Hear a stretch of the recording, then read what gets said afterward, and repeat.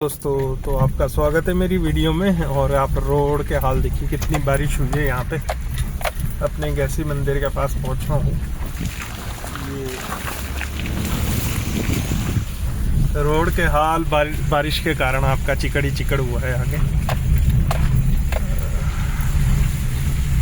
चलने वाले को तो यहाँ पे 1000 बार सोचना पड़ता है कि कैसे इसको क्रॉस करे। बाकी चलो, गाड़ी में तो हो जाते हैं इजीली क्रॉस। इस बार बरसात ने ये दिया है।